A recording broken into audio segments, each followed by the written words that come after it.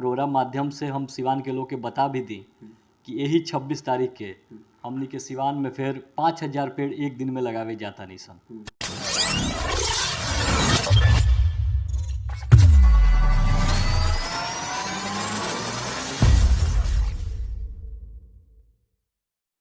नमस्कार, प्रणाम, गोड़ लगतनी। हम हई राजा रुआ लगतनी मैच बॉक्स पर लगातार एगो वीडियो चलत रहल विगत कई महीना से लगातार चलता नन्हे कदम के। तो हमने के लगातार सिद्धार्थ सिंह जी से, अधिवक्ता सिद्धार्थ सिंह जी से मिलते नहीं है जा। तो दिल में इच्छा भैल कि जब हम पटना आयल बनी, लगातार मैच बॉक्स टीम अगर पटना दौरा करती है तो नन्हे कदम के फाउंडर से मिल जाओ कि आखिर ये नन्हे कदम ह का। ऐसे कि हमने के गाँव टाइप में खास तौर पर देहात साइड के लोग सीधा होला, ये लोग के NGO वगैरह समझ में ना आवेला, यहाँ के काम का भाई समझ में ना आवेला। तो आई सरल भाषा में, सीधा भाषा में हम यहाँ से बात करे के प्रयास करते नहीं। बहुत बहुत स्वागत बा आदित्य भाई। प्रणाम। सीधा सवाल जी, नन्हे कदम ह का।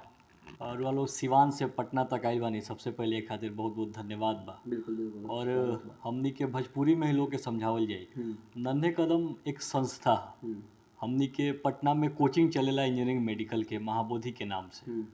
ओमे बहुत बच्चा ऐसा अलन जो पढ़े में असक्षम रहलन, तो ऐसे हमनी के एगो संस्था शुरू कैनी सन जैसे बच्चा के निःशुल्क पढ़ावल जा सको। पहला शुरुआत इहे रहे।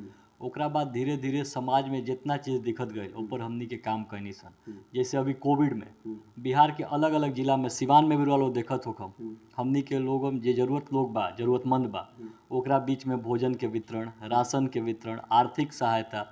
और साथ ही अभी पर्यावरण दिवस के दिन एगो और प्रोग्राम सिवान में हमनी के लॉन्च कैनी सन, जेकरा अंतर्गत 1 लाख वृक्ष लगावल जाता, जेकर शुरुआत हो चुकल बा।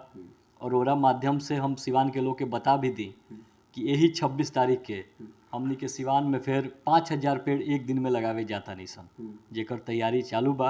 और भी जे लोग बा सिवान में, वहाँ लोग से अपील करता नहीं सन कि हमनी से संपर्क करी हमनी के नंबर पर। सिवान में जे भी लोग बा, सिद्धार्थ जी, मयंक जी, उन लोगों से और बताई अगर कोई भी गांव में पेड़ लगवाए होके, जहाँ भी जो ज़रूरत होके, रुआ लोग भी मैच बॉक्स के माध्यम से हमनी से जुड़ी तो सेवा कईल आसान होगी।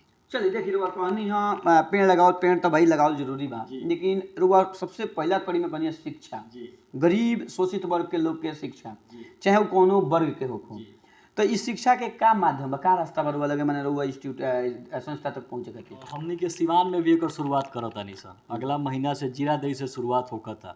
जौन जौन गरीब और पिछड़ा जगह बा ओजा सेंटर खोलल जाई, छोट बच्चन के मुफ्त शिक्षा देहल जाई, साथ ही सारा शिक्षा सामग्री हमरा संस्था के तरफ से देहल जाई। एमे कोनो तरह के कोई चार्ज ना लेहल जाई। ओकरा बाद जैसे जैसे वो बच्चा के विकास हुई, वो बच्चा आगे तैयारी करे के चाहता, इंजीनियरिंग के, मेडिकल के, IAS के, में संस्था ओकर मदद करी।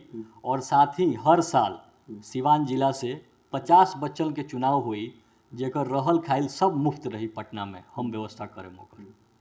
अच्छा, रुआ व्यवस्था करे ऊपर। तो एगो बात और ये मतलब रुआ काम करे के मने कितना दिन से नन्हे कदम चलता? पहले पर चर्चा कल जाए, धीरे धीरे चर्चा बहुत हुई। नन्हे कदम 2015 से चलता। 2015 से हमनी के पटना में, मुजफ्फरपुर में, वैशाली में, हाजीपुर में काम करता नहीं सन। सिवान में हम बहुत प्रयास करत रहनी, फिर सिद्धार्थ जी से बात भइल और भी बहुत लोग जुड़ल। और ऐसे भी जब आदमी कुछ काम करेला तो मन करेला अपना जन्मभूमि खातिर कुछ कइल जाओ। तो हमनी के सिवान के पूरा प्रयास रही शिक्षा, पर्यावरण और स्वास्थ्य पर हमनी के खूब काम करम सर। चलिए, शिक्षा, पर्यावरण और स्वास्थ्य कितना दिन से रही नन्हे कदम काम करती तो रुआ बता देनी। इन नन्हे कदम चलावे के रुआ मने ई प्रेरणा कहाँ से मिलल? बच्चन के जौन परेशानी रहे, आर्थिक परेशानी, बहुत गांव से बच्चा जौन पटना आवसन, ओकनी के वो तरह के ज्ञान ना रहे जौना के जरूरत रहे। पटना में पढ़ रहा है बच्चा या फिर बाहर पढ़े वाला बच्चा के अलग तरह के शिक्षा के व्यवस्था बा, ओमे हमनी के बच्चा पिछड़ल बड़सन। अब गांव के जौन बच्चा एक सरकारी विद्यालय में पढ़ता, वो अचानक से पटना आ गई, तो ओकरा 2 सालों में एडजस्ट करे में लग जाता। तो हमनी के गाँव में यही स्किल के डेवलप करे सन कि ना, बिना सरकार के मदद से भी हमनी के सामाजिक स्तर पर भी बच्चा के ऐसा विकास करें सन कि वो कंपटीशन में एगो शहरी बच्चा के सामना कर सको। अच्छा जी, चलिए ये मतलब कंपटीशन में कर हुआ मतलब शिक्षा के लाइन से जुड़े। तो एगो सवाल, मैच बॉक्स लगातार मुहिम चलावती है कि का बिहार के एजुकेशन में, शिक्षा में 10वीं में इंग्लिश कंपलसरी होके के चाहिए कि ना? देखिए, इंग्लिश एगो भाषा बा और ए पर बहुत कुछ कहल एगो विवादों के विषय बा, लेकिन हमनी के तो भाषा हिंदी बा, राष्ट्रीय भाषा बा। जब अंग्रेज हिंदुस्तान से गइलन तो वो जाके परंपरा के तोड़ ना सकलन, तो आखिरी में वैसन शिक्षा व्यवस्था दे गइलन जैसे देश चरमरा जाओ। हमनी के आज भी वही शिक्षा व्यवस्था पर चलता नहीं सन। हमनी के इतिहास रहल बा, बच्चा गुरु के यहाँ पढ़े जा सन। एक बार 2000 रुपया होता तो सबसे बढ़िया ट्यूटर हायर हो जाता रहन। अब बच्चा सोचता कि हम पैसा देखेंगे खरीद ले बानी।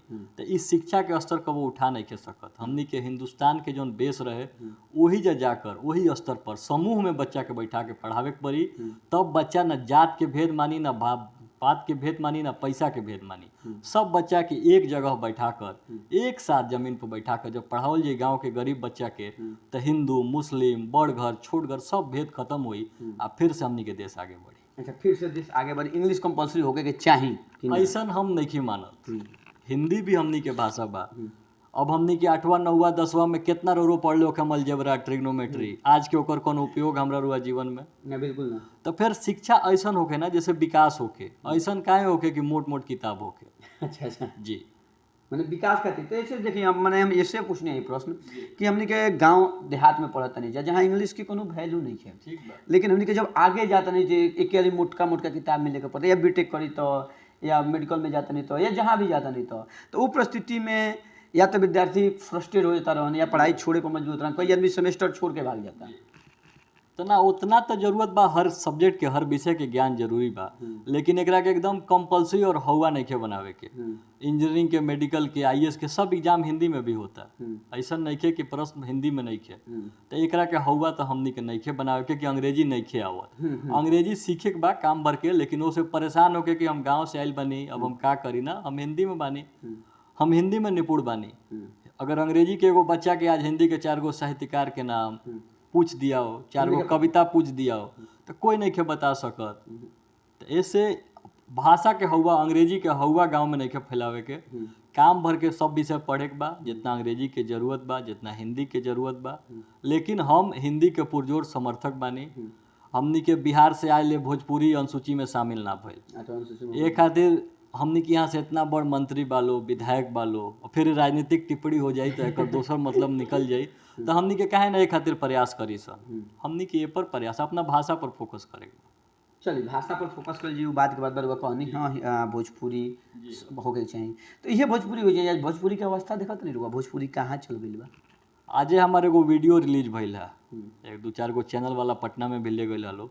भोजपुरी भाषा के अगर गायक लोग गंदा कैले बा, तैमें हमनी के का कम योगदान बा? अबे खेसारी लाल यादव आ जास तो सब कोई हमनी के मोबाइल चमका लो सेल्फी खींचे खातिर, आ उनकर बर्ताव चाहे कोई के लोग स्टार अपना आप के समझ लेता। स्टार केकरा रहमो करम से बा भोजपुरी के, वो खातिर लोग का करता। तो ये हमनी के रौरा के समझे के बा कि माई के इज्जत बचावे के बा कि गाना में गवावे के बा। चलिए समझल जाई। नन्हे कदम के जिस तरह वृक्षारोपण करता नहीं, तो अभी वृक्षारोपण देखिए बहुत लोग के दिमाग कब खुला जब कोविड आयल हो, ऑक्सीजन कमी तब खुला हो, लेकिन एहू से बड़ा एगो महामारी हमनी के सामने लोग जल के। तो जल खातिर नन्हे कदम आगे कुछ प्लानिंग कर सकती है? अब जल संरक्षण के मुद्दा बा तो एमे पर्यावरण में वृक्षारोपण के भी बहुत महत्व बा। नदी किनारे, तालाब किनारे जितना पौधा हुई उतना वजह जल संरक्षित हुई। अगर वो गाँव में 1000 वृक्ष लगावता नहीं तो जितना पानी के बर्बादी होता, जो रेन वाटर हार्वेस्टिंग कहाला, वो सारा वृक्ष सोख के ले जाता माटी में।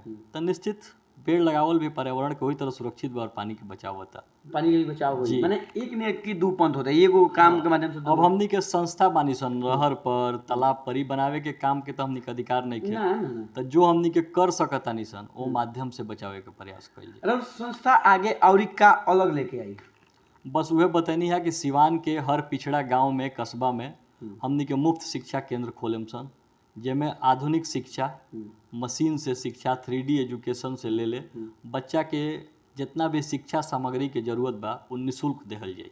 आदित्य जी एगो बात रहुआ के बताई, रहुआ एगो बहुत बड़ा रत्न के धरती से आमेनी जी, वो रत्न खातिर रहुआ का करम? राजेंद्र बाबू के धरती से आमेनी जी, हम वही जैसे आवे नहीं, हमारे गाँव भी बा रुइया बंगरा।